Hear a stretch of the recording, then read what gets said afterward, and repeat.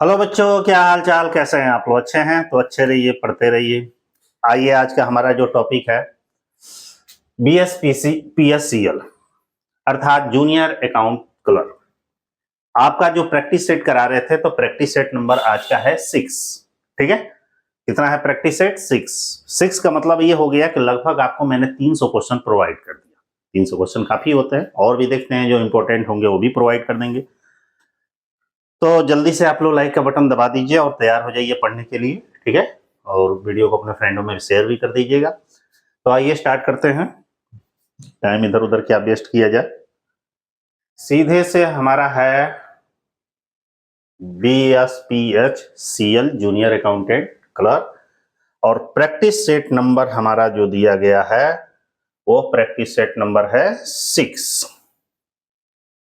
ठीक, पहला क्वेश्चन आपके सामने ध्यान से देखिएगा। पहला क्वेश्चन हमारा दिया गया है कि कंट्रोलर एंड ऑडिटर जनरल अंकेक्षण के उपरांत अपनी व्याख्या प्रस्तुत करता है। व्याख्या का मतलब अपनी रिपोर्ट प्रस्तुत करता है।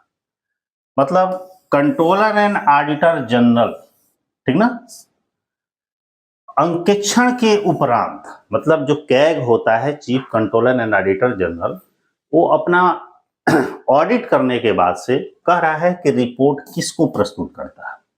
ये ऑडिटिंग का क्वेश्चन है, क्योंकि इसका यूज तो गवर्नमेंट ऑडिट में होता है, प्राइवेट ऑडिट में तो होता नहीं है। तो ध्यान दीजिएगा, संसद के समक्ष, राष्ट्रपति के समक्ष, उपराष्ट्रपति के समक्ष, प्रधानमंत्री के समक्ष।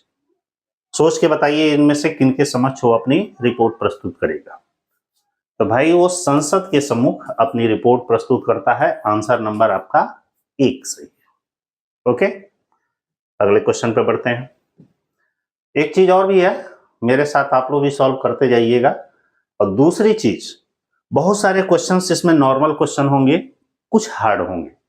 तो जो नॉर्मल है, जो हमेशा यूज में आने वाला है, आप लोग का प्रैक्टिस में, उसको छोड़ दीजिएगा। जो हार्ड मिले आपको, ये कॉपी अच्छे से बना लीजिएगा।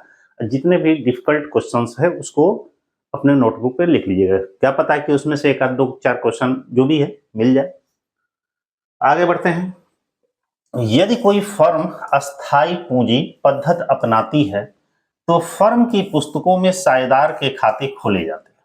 ध्यान दीजिएगा, क्वेश्चन का मतलब है कि यदि कोई फर्म का मतलब है साझेदारी फर्म, अस्थायी पूंजी पद्धति को अपनाती है, मतलब उसका कैपिटल फिक्स बेस पे रहता है, फिक्स बेस पर रखता है, तो ऐसी दशा में फर्म की पुस्तकों में कौन से साझेदार के खाते खोले जाएंगे, उसके संबंध में कौन कौन से अकाउंट पार्टनर्स वाले खोले जाएंगे। केवल पूंजी खाता, केवल चालू खाता, आहरण खाता, पूंजी और चालू खाता। तो भाई यदि ध्यान से देखिएगा, यहां साइड में बता दे रहे हैं कि यदि आपकी कैपिटल फिक्स है और वेरिएबल है, फिक्स एंड वेरिएबल का मतलब है चालू है, अस्थाई और चालू है, तो ऐसी दशा में कैपिटल अकाउंट और करंट अकाउंट दोनों पार्टनरों का खोला जाएगा। और वेरिएबल यदि कैपिटल है तो ऐसी दशा में केवल एक अकाउंट खोला जाएगा, करेंट अकाउंट। ठीक है, आगे बढ़ते हैं। ऑप्शन नंबर इसका डी सही था। अगला क्वेश्चन दिया है, ये बैंक रिकॉन्सिलेशन का है। कैश बुक का डेबिट शेष निम्न में से किसके बराबर होता है? इस तरह के क्वेश्चन एग्जाम में पिछले आए भी हैं कि कैश बुक का जो डेबिट शेष है, नीचे कुछ नाम दिए गए हैं, वो किसके बराबर होता है? पासबुक में अधिविकर्ष के बराबर, कि पासबुक में क्रेडिट शेष के बराबर, कैश बुक में अधिविकर्ष के बराबर, उपरोक्त में से किसी में नहीं। सोच के बताइए। एक बार क्वेश्चन और पढ़ रहे हैं कि कैश बुक का डेबिट शेष निम्न में से किसके बराबर होता है? कैश बुक का डेबिट शेष किसके बराबर होता है? Balance as per cash book किसके बराबर होगा? सोचिए। ये ओवरड्राफ्ट के बराबर होता है भाई। ऑप्शन नंबर सी सही है। सी सही है? बिल्कुल नहीं, ध्यान दीजिएगा। बैलेंस एज पर और ओवरड्राफ्ट एज पर, ये दो होते हैं, ये नहीं होगा। अब देखिए कैसे, ध्यान दीजिएगा, बैलेंस है as per cash book, balance as per passbook, ठीक है। Overdraft as per cash book and passbook. ध्यान दीजिएगा, कैश बुक का डेबिट शेष किसके बराबर होगा? हमेशा ध्यान दीजिएगा, यदि कैश बुक का डेबिट शेष है तो वो पासबुक के डेबिट शेष के बराबर, क्रेडिट शेष के बराबर। कैश बुक का डेबिट शेष पासबुक के क्रेडिट शेष के बराबर होता है। और यदि यहीं पे लिखा रहेगा कैश बुक का क्रेडिट शेष, वो किसके बराबर होगा? वो आपके पासबुक के डेबिट शेष के बराबर होता है। इस तरह के क्वेश्चन अच्छे से समझ लीजिएगा।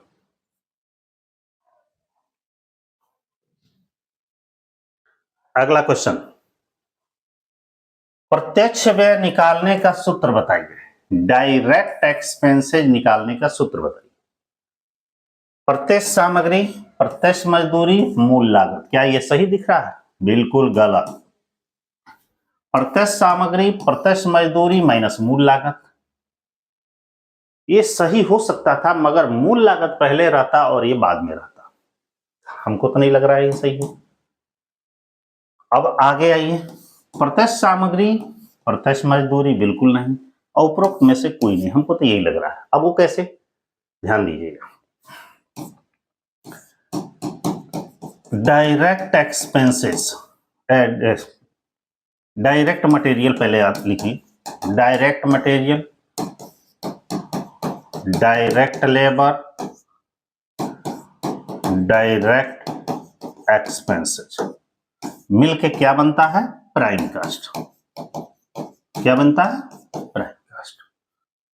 अब आपके क्वेश्चन में प्राइम कास्ट दिया हो और यह दोनों दिया हो, तो पता चल जाएगा हमारा डायरेक्ट एक्सपेंसेस कितना है। तो इसका सही फार्मूला होता है prime cost minus direct material, ठीक ना, plus direct labour equal to direct expenses. ये फार्मूला होता है। ये सही दिख रहा था मगर मूल लागत पहले होता तो सही हो जाता। आगे बढ़ते हैं, अगला क्वेश्चन, ये जीएसटी का क्वेश्चन है। संविधान का वह संशोधन जिसके अंतर्गत जीएसटी पारित किया गया। ध्यान दीजिएगा, संविधान का वो कौन सा संशोधन है जिसके अंतर्गत जीएसटी को पारित किया गया? बताइए। 20वां संशोधन, 30वां, 25वां, 22वां। तो 122वां जो संविधान संशोधन है, इसको 101वां के नाम से भी जानते हैं। एक तो पारित किया गया था और ये संशोधन है, तो सही मायने में आपका 100 ये विधेयक है और ये संविधान संशोधन है। जब आपके ये ऑप्शंस दिए गए रहे तो आप समझिएगा आपका सही होगा। जीएसटी पारित किया गया, ये ध्यान दीजिएगा, ये हमेशा ये नोट करके लिख लीजिएगा। अगला क्वेश्चन, ये स्टैंडर्ड अकाउंटिंग स्टैंडर्ड का है। लेखांकन प्रमापों के अनुसार स्कंद का मूल्यांकन करना चाहिए। अकाउंटिंग स्टैंडर्ड के अनुसार पूछ रहा है कि स्टॉक का वैल्यूएशन कैसे करना चाहिए। ऐतिहासिक लागत पर, वसूली लागत पर, ऐतिहासिक लागत या वसूली मूल्य जो दोनों में कम हो, इनमें से कोई नहीं। तो आंसर तो आपका यही होगा। ये नॉर्मल क्वेश्चन है, सभी लोग जानते हैं। अगला, लाभांश का भुगतान किया जा सकता है। ध्यान दीजिएगा, लाभांश का भुगतान किया जा सकता है। ऐसे ध्यान दीजिएगा, जितने भी ये 6 सेट मैंने प्रोवाइड किए हैं, उन 6 सेटों में कोशिश किया गया है कि क्वेश्चन मैचिंग ना हो, लेकिन कभी कभी कोई क्वेश्चन मैच भी कर सकता है, मतलब इसमें तो उसमें हो गया होगा, लेकिन भरसक कोशिश किया गया है कि डिफरेंट हो। लाभांश का भुगतान कैसे किया जा सकता है? पूंजी शोधन संचय खाते से, चालू वर्ष के लाभों से, समावेलन से पूर्व लाभों से, अंश प्रीमियम खाते से। सोच के बताइए कि लाभांश का भुगतान कैसे किया जाता है। भाई हमेशा ध्यान दीजिएगा, लाभांश हमेशा चालू वर्ष के लाभ से किया जाता है।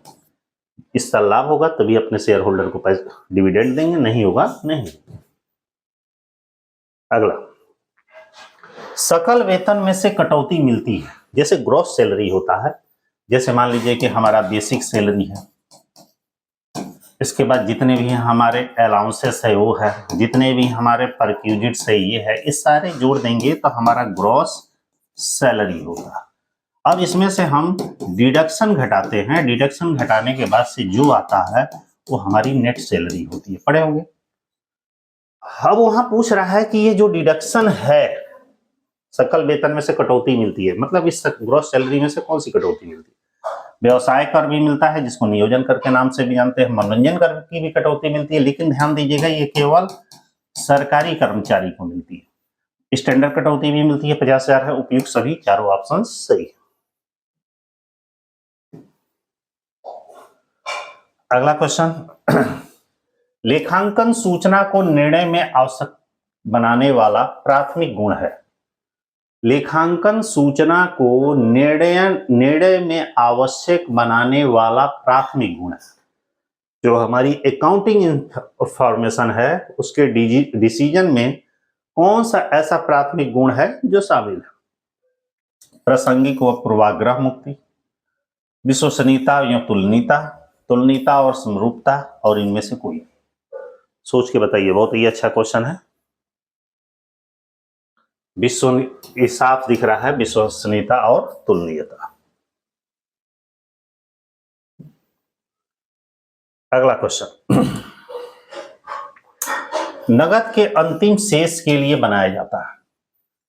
हमको कैश बैलेंस जानना है, और वो भी फाइनल कैश बैलेंस। जैसे ध्यान दीजिएगा, कैश बैलेंस हमको जानना है, वो भी हमारा लास्ट का। तो क्या बनाएंगे, कौन सा अकाउंट बनाएंगे? ध्यान दीजिएगा, जब हम कैश अकाउंट बनाते हैं ऐसे होता है, यहां से लिखते हैं टू बैलेंस बीडी, कुछ होगा इधर भी कुछ होगा, जोड़ देते हैं, इधर भी जोड़ देते हैं, इधर आता है बाई बैलेंस शीट। ये हमारा उस ईयर के लास्ट का बैलेंस बताता है। कर है अंतिम शेष की जानकारी के लिए क्या बनाया जाता है? नगद खाता, कैश खाता बनाया जाता है।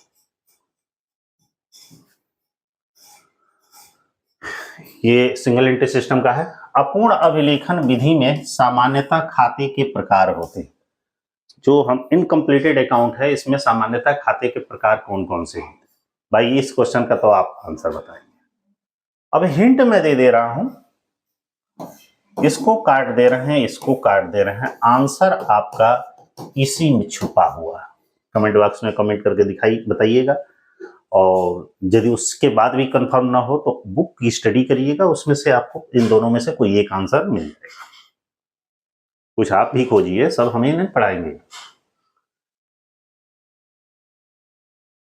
अगला, आधारभूत लेखांकन अवधारणा कह रहा है, आधारभूत लेखांकन अवधारणा 12 नंबर क्वेश्चन है। आधारभूत लेखांकन की अवधारणा कौन है? आधारभूत लेखांकन अवधारणा का मतलब है कि बेसिक अकाउंटिंग कॉन्सेप्ट कौन कौन से? चालू व्यापार की अवधारणा, रूढ़िवादिता अवधारणा, उपार्जन की अवधारणा। चालू व्यापार की अवधारणा, मिलान अवधारणा, निरंतरता की अवधारणा। चालू व्यापार की अवधारणा, निरंतरता की अवधारणा, उपार्जन अवधारणा। इनमें से कोई नहीं। 3 ऐसे बेसिक अकाउंटिंग कॉन्सेप्ट हैं, उसी के बारे में पूछा जा रहा है कि कौन बेसिक अकाउंटिंग कॉन्सेप्ट है। ये 3 ऐसे अकाउंटिंग कॉन्सेप्ट है, सी नंबर, चालू व्यापार की अवधारणा, निरंतरता की अवधारणा और उपार्जन अवधारणा। Option number C. Income tax का क्वेश्चन है। अल्पकालीन पूंजी लाभ, शॉर्ट टर्म कैपिटल गेन पर कर की दर होती है। पूछ रहा है कि शॉर्ट टर्म कैपिटल गेन पर कितना टैक्स लगाया जाता है, काटा जाता है समता अंशों के लिए। मतलब ये पूछा जा रहा है खासतौर से समता अंशों के लिए। ये बहुत टिपिकल क्वेश्चन है, और बहुत एग्जैक्ट सही होगा, नहीं तो एग्जैक्ट गलत होगा। बताइए।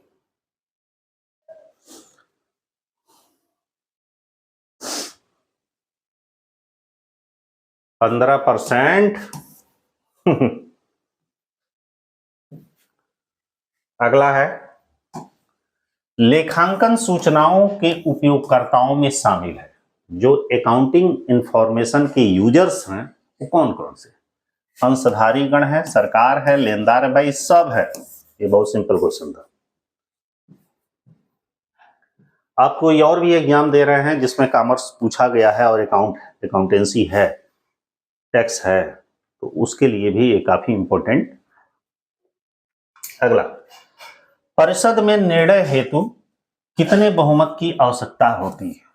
परिषद का मतलब है, कह रहा है कि किसी परिषद में, खासतौर से कंपनी के परिषद में या जीएसटी के परिषद में, निर्णय हेतु कितने बहुमत की आवश्यकता होती है। मतलब किसी फाइनल डिसीजन पर हमें पहुंचना है तो बहुमत कितना मिलना चाहिए? 3/4 मतलब 3/4, 1/4 माने 1/4, 2/3 माने 1/2, आधे से अधिक मतलब 50% प्लस। सोच के बताइए कितना होना चाहिए? 3/4 भाई, तभी हमारा डिसीजन फाइनल होगा। अगला जीएसटी का क्वेश्चन है, जीएसटी परिषद का अध्यक्ष होना चाहिए। जीएसटी परिषद का अध्यक्ष कौन होना चाहिए? होना चाहिए का माने होता है केंद्रीय वित्त मंत्री, केंद्रीय गृह मंत्री, राज्य मुख्यमंत्री, इनमें से कोई नहीं। बताइए, बहुत सिंपल है ये भी, बिल्कुल सही, केंद्रीय वित्त मंत्री। अगला, ये अक्सर क्वेश्चन आता है और डेट की वजह से लोग कंफ्यूज हो जाते हैं, क्योंकि ये अकाउंटेंसी जहां स्टार्ट हो रही है वहीं पे ये क्वेश्चन दिया गया कि पुस्तपालन और लेखांकन की प्रथम पुस्तक कब प्रकाशित हुई।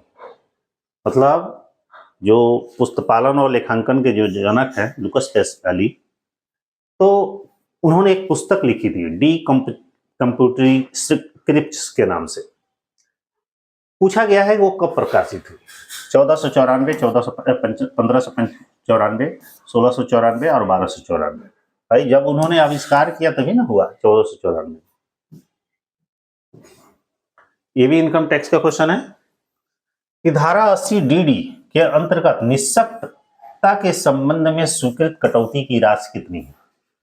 मतलब धारा 80 डीडी कहता है कि ऐसे व्यक्ति जो शारीरिक रूप से असक्षम है, विकलांग है, या कोई उनके शरीर में कुछ त्रुटि है, तो ऐसे व्यक्तियों की देखरेख या चिकित्सा के संबंध में जो व्यय होता है उस पर कितनी कटौती मिलती है?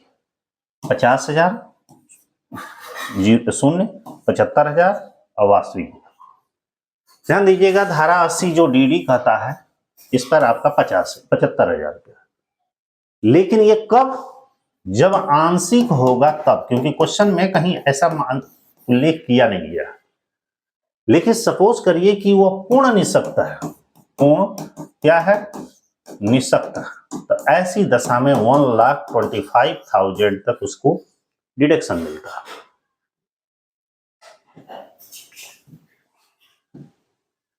अगला क्वेश्चन, संपत्तियों का दायित्वों पर आधिक्य क्या कहलाता है? सपोज करिए कि ये हमारा एसेट्स है और ये हमारी लायबिलिटीज है।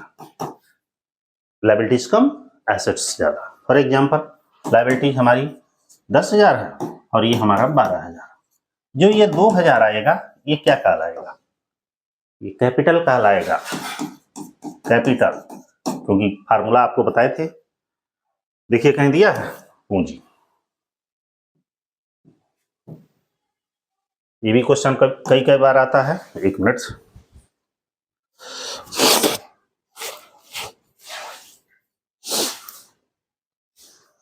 थोड़ा सर्दी जुकाम हो गया है। देखिए, एबीसी विश्लेषण की लोकप्रिय प्रविधि है। एबीसी विश्लेषण का हम प्रयोग कहाँ करते हैं? घातीय नियंत्रण में, काइसबर्ग परीक्षण में, एक क्रेडता परीक्षण में और लागत परीक्षण। तीन चारों में से बताइए कौन सा होगा? स्टॉक कंट्रोलिंग में इसका प्रयोग एबीसी किया जाता है। एबीसी तो जानते ही होंगे, एबीसी। इसमें सबसे हाई जो कास्ट की है वस्तुएं हैं इसमें रखी जाती है, सामान कम होती है, पैसे ज्यादा खर्च होते हैं। बी, मीडियम क्वालिटी की वस्तुएं रखी जाती है, मतलब सामान के हिसाब से पैसा। सी क्वालिटी में लो क्लास की वस्तुएं रखी जाती है, कम पैसे में ज्यादा सामान। सबसे ज्यादा सिक्योरिटी देखें तो इसका होता है, इस पर ये भी क्वेश्चन बनता है। अब तो सबसे कम सिक्योरिटी देखें तो इस पर लगता है। सबसे ज्यादा कॉस्टली ये होता है, सामान कम होता है। सबसे कम कॉस्टली ये होता है लेकिन सामान ज्यादा होता है। ये हमारा स्टॉक नियंत्रण की विधि है। अगला, लीफो विधि का प्रयोग करना तब उपयुक्त होता है जब कीमतें, मतलब LIFO means last in first out method. इस विधि का प्रयोग कब करना सबसे उपयुक्त रहता है? कीमतें गिर रही हो, बढ़ रही हो, स्थिर हो, उपयुक्त में से सभी परिस्थितियों। सोच के बताइए किसमें होता है? जब कीमतें बढ़ रही होती हैं तो ऐसी दशा में LIFO last in first method का प्रयोग किया जाता है। अगला क्वेश्चन, निम्नलिखित में से दिए गए किस दान पर 100% कटौती स्वीकृत होती है? ये दान जो है ये आपका 80G के अंतर्गत आता है। पूछ रहा है कि 100% कटौती इन चारों में से किस पर होती है? प्रधानमंत्री अकाल सहायता कोष, राष्ट्रीय खेल कोष, राजीव गांधी फाउंडेशन, जवाहरलाल नेहरू स्मृति कोष। इन चारों में से कौन सा ऑप्शन सही दिख रहा है आपको? राष्ट्रीय खेल कोष में 100% कटौती प्राप्त होती है। 80C यहां पूछ रहा है कि धारा 80C कटौती लागू होती है। 80C पहले जानिए किससे रिलेटेड है। 80C लाइफ इंश्योरेंस प्रीमियम से है, पेंशन फंड में अंशदान है, इससे रिलेटेड होता है। यह किस पर लागू होती है? व्यक्ति और हिंदू अविभाजित परिवार पर लागू होती है और किसी पर लागू नहीं होती। अगला, इन्वेंटरी टर्नओवर रेशियो, इसको हम स्टॉक टर्नओवर रेशियो भी बोलते हैं। पूछ रहा है इन्वेंटरी टर्नओवर रेशियो माने इन्वेंटरी टर्नओवर अनुपात जाना जाता है किस नाम से? नगद अनुपात होगा नहीं, लागत अनुपात होगा नहीं, स्टॉक गति, स्टॉक टर्नओवर रेशियो से। Option number C. फिर रिकॉन्सिलेशन का एक क्वेश्चन आ गया। कैश बुक में दिया गया क्रेडिट शेष निम्न में से किसके बराबर? कैश बुक में दिया गया क्रेडिट शेष निम्न में से किसके बराबर? ध्यान दीजिएगा, कैश बुक में दिया गया क्रेडिट शेष, वहां डेबिट शेष था पीछे वाले एक और क्वेश्चन। पासबुक में दिए गए क्रेडिट शेष के बराबर, कैश बुक में दिए गए डेबिट शेष के बराबर, पासबुक में दिए गए अधिविकर्ष के बराबर, इनमें से कोई नहीं। सोच के बताइए।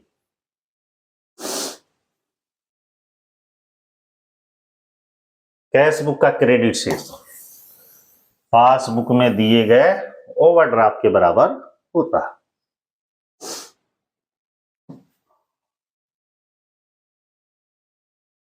अगला,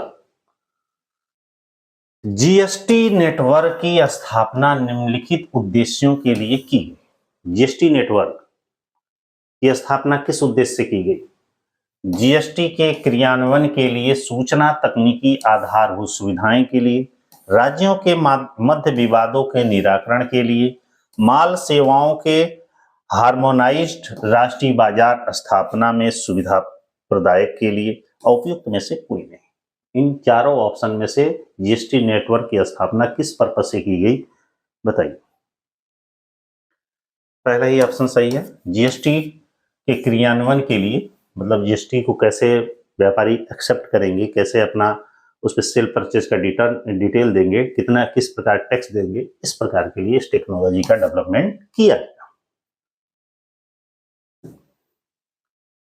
अगला है विक्रय मूल्य में शामिल है। ध्यान दीजिएगा, विक्रय मूल्य में भाई क्या शामिल है? मूल लागत, कारखाना लागत, उत्पादन लागत, उपरोक्त सभी। तो उपरोक्त सभी कैसे? ध्यान दीजिएगा, प्राइम कास्ट होता है, फिर इसमें से फैक्ट्री ओवरहेड जुड़ जाता है तो क्या होता है? वर्क कास्ट आता है, फिर ऑफिस ओवरहेड जुड़ जाता है तो हमारा आता है कॉस्ट ऑफ प्रोडक्शन। तो इसमें आपका सेलिंग एंड डिस्ट्रीब्यूशन ओवरहेड जुड़ जाएगा तो आ जाएगा कॉस्ट ऑफ सेलिंग, ये ना। फिर उसके बाद से प्रॉफिट हो जाएगा आपका सेल। ये सारी चीजें शामिल है। देखिए इसका आंसर नीचे चला गया है, ये भी हमारा कॉस्ट अकाउंट का ही है। मूल लागत एवं कारखाना उपरिव्यय के योग को निम्न में से किस रूप में जाना जाता है? प्राइम कास्ट और फैक्ट्री ओवरहेड के टोटल को किस रूप में जाना जाता है? ध्यान दीजिएगा, हमारा मान लीजिए प्राइम कॉस्ट ये हो गया, प्लस इसमें हम फैक्ट्री ओवरहेड ऐड कर देंगे, तो इसमें हम ये क्या लिख लेगा? Work cast. वर्क कास्ट को हम फैक्ट्री कास्ट भी कहते हैं, निकलेगा ना कारखाना लागत। आंसर तो यहीं पे पता चल गया, यही है कारखाना लागत मतलब वर्क कास्ट अर्थात फैक्ट्री कास्ट। ये तो होगा ही नहीं, इसको हटाइए। तो अगला कह रहा है कि लेखांकन सूचनाओं का उपयोगकर्ता कौन नहीं है? अकाउंटिंग इंफॉर्मेशन का यूजर पूछ रहा है, कौन नहीं है? निवेशक है, ऋणदाता है, अवयस्क नहीं है, सरकार है। ये ऑप्शन सही है सर, अवयस्क। अगला, अप्राप्त ऋण है तो प्रावधान का निर्माण किस सिद्धांत के अनुसार किया जाता है? ये अक्सर क्वेश्चन आता है प्रोविजन फॉर बैड डेब्ट्स का। ये कह रहा है किस अकाउंटिंग सिद्धांत, अकाउंटिंग कॉन्सेप्ट के अंतर्गत है? रूढ़िवादिता, आय व्यय मिलान, पूर्ण प्रकटीकरण, इनमें से कोई रूढ़िवादिता कॉन्सेप्ट है कि लाभों की चिंता न करें, हानियों पर ध्यान दें। तो हमारा प्रोविजन फॉर बैड डेब्ट्स इसी से रिलेटेड है। अगला क्वेश्चन है नियंत्रणीय लागत है। नियंत्रणीय लागत और अनियंत्रित लागत, दो लागतें होती हैं। नियंत्रणीय लागत का मतलब है जिस पर हम कंट्रोल कर सकते हैं, अनियंत्रणीय लागतें मतलब जिस पर हम कंट्रोल नहीं कर सकते। तो नियंत्रणीय लागत कौन है? परिवर्तनीय लागत, परिवर्तनशील लागत, या परिवर्तनीय लागत, स्थिर लागत और परिवर्तनशील लागत, इनमें से कोई नहीं। सोच के बताइए कौन सा होगा? परिवर्तनीय लागत, वेरिएबल कास्ट पर हम कंट्रोल कर सकते हैं, इसीलिए इसको नियंत्रणीय लागत बोला जाता है, क्योंकि जितनी जरूरत होगी उतनी ही हम सामान लगाएंगे, खर्च करेंगे। अगला है अंशों के जब्ती के समय अंश पूंजी खाते को क्या किया जाता है? जब शेयर को फॉरफिटेड किया जाता है तो शेयर कैपिटल अकाउंट डेबिट किया जाता है।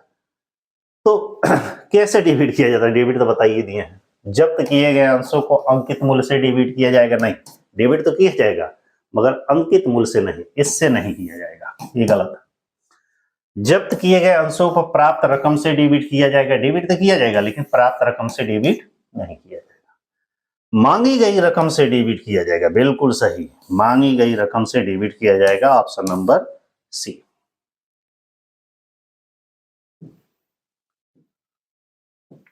एक कॉन्ट्रैक्ट का क्वेश्चन है, ठेका लागत विधि में ठेका खाता तैयार किया जाता है। कॉन्ट्रैक्ट अकाउंट में कॉन्ट्रैक्ट अकाउंट कौन तैयार करता है? ठेकेदार द्वारा, ठेकेदाता द्वारा, ठेकेदार और ठेकेदाता द्वारा। देखिएगा ये क्वेश्चन में कभी काफी विवाद है। वैसे कॉन्ट्रैक्ट जो अकाउंट है ये ठेकेदार ही तैयार करता है, लेकिन कुछ कुछ परिस्थितियों में ठेकेदाता और ठेकेदार दोनों करते हैं। लेकिन यदि क्वेश्चन में इधर उधर कोई उतार चढ़ाव नहीं दिया है तो ठेकेदार द्वारा ही, क्योंकि ठेका वो लिया है, ठेके का काम वो कर रहा है, अकाउंट वही ओपन करेगा, तो ठेकेदार ही सही माना जाएगा। अगला क्वेश्चन, अंश प्रार्थना पत्र के साथ मांगी जाने वाली रकम का अंश के अंकित मूल्य के अनुपात में होने चाहिए कम से कम। इससे मतलब पूछा जा रहा है, इस प्रश्न का मतलब है कि जब कोई कंपनी शेयर इश्यू करती है तो एप्लीकेशन के टाइम कम से कम कितना पैसा मांगती है? तो भाई 5%। ये ध्यान दीजिएगा, एक नया अमेंडमेंट आया है कंपनी एक्ट 2013 के अकॉर्डिंग, एक नया अमेंडमेंट है, अभी कुछ साल पहले हुआ। इसमें यह रूल बनाया गया है कि शेयर जब हम इशू करते हैं तो एप्लीकेशन के टाइम 25% पैसा चाहिए आवेदन के समय। लेकिन ऐसा कुछ ही बुकों में दिया गया है, लेकिन मोस्टली आपका 5% जो पढ़ेंगे बुक उसी में दिया गया। तो फिलहाल क्वेश्चन के हिसाब से आंसर यही है, लेकिन यदि नया अमेंडमेंट वाला क्वेश्चन आता है तो 25% होगा।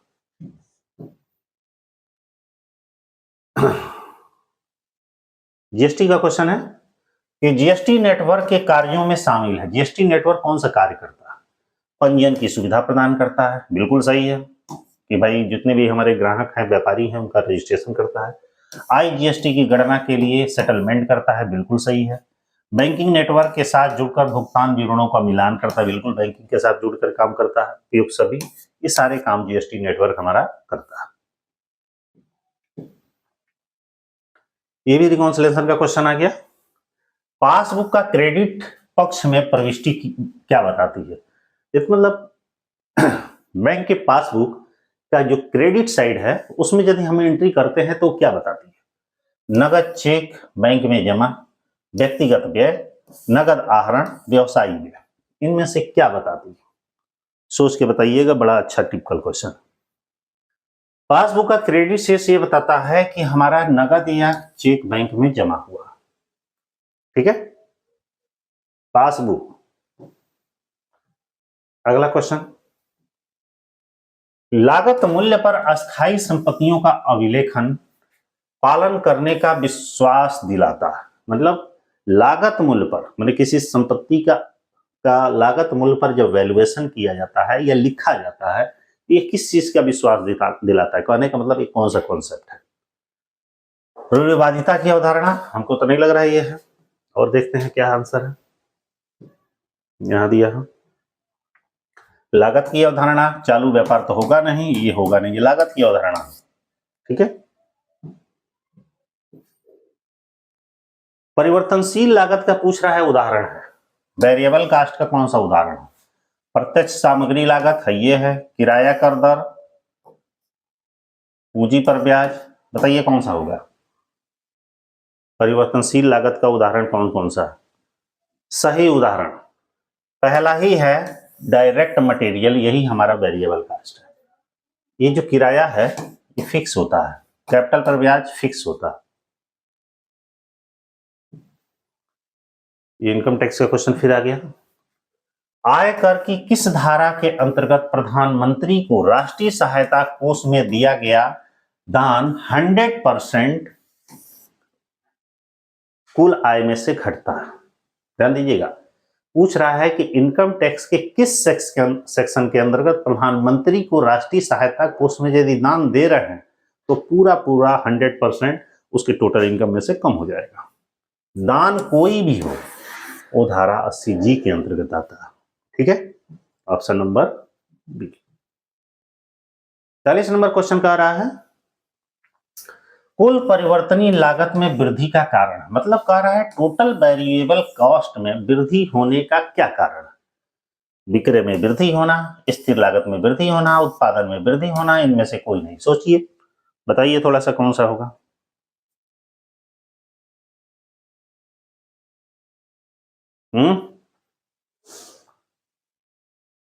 जब प्रोडक्शन में हमारी वृद्धि होती है, पढ़े होंगे वेरिएबल कास्ट का डेफिनेशन, उत्पादन के बढ़ने पर वेरिएबल कास्ट बढ़ता है, उत्पादन कम होने पर वेरिएबल कास्ट कम होता है। तो कुल टोटल वेरिएबल कॉस्ट में हमारी वृद्धि कब होगी? जब उत्पादन में वृद्धि होगी। कमी कब होगी? जब उत्पादन में कमी होगी, ठीक है। अगला क्वेश्चन कॉस्ट अकाउंट का है, मूल लागत से अभिप्राय है, अभी पीछे बताया। डायरेक्ट मटेरियल, डायरेक्ट लेबर और अन्य डायरेक्ट एक्सपेंसेस को जोड़ दिया जाएगा तो मूल लागत हो जाएगा। बाकी पढ़ने की जरूरत नहीं है, प्राइम कार्ड ऐसे ही निकलता है।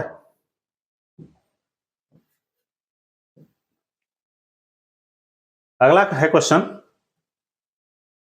ऋणपत्र शोधन कोष का शेष अंतिम रूप से हस्तांतरित किया जाता है, मतलब डिवेंचर रिडेम्पशन फंड का जो बैलेंस आता है, पूछ रहा है ये कहां ट्रांसफर किया जाता है? डिवेंचर रिडेम्पशन फंड का बैलेंस फाइनल रूप से कहां ट्रांसफर किया जाता है? लाभन खाते में, ऋणपत्र शोधन कोष विनियोग खाते में, सामान्य संचय खाते में कि पूंजी संचय खाते? बताइए किस खाते में ट्रांसफर किया जाता है? ध्यान दीजिएगा, डिवेंचर रिडेम्पशन फंड का जो बैलेंस होता है वो जनरल रिजर्व अकाउंट में, देखे होंगे, पढ़े होंगे आप लोग। सबसे पहले उस एसेट्स का अकाउंट बनाया जाता है, उसके बाद से डिवेंचर रिडेम्पशन फंड का बनाया जाता है, फिर डिवेंचर रिडेम्पशन फंड इन्वेस्टमेंट का बनाया जाता है। तो डिवेंचर रिडेम्पशन फंड का जब अकाउंट क्लोज होता है तो उसको कैपिटल रिजर्व में ट्रांसफर किया जाता है। अगला क्वेश्चन, ये भी डिवेंचर ही से है। ऋणपत्र जो सुपुर्दगी मात्र से हस्तांतरित हो जाते हैं कहलाते हैं।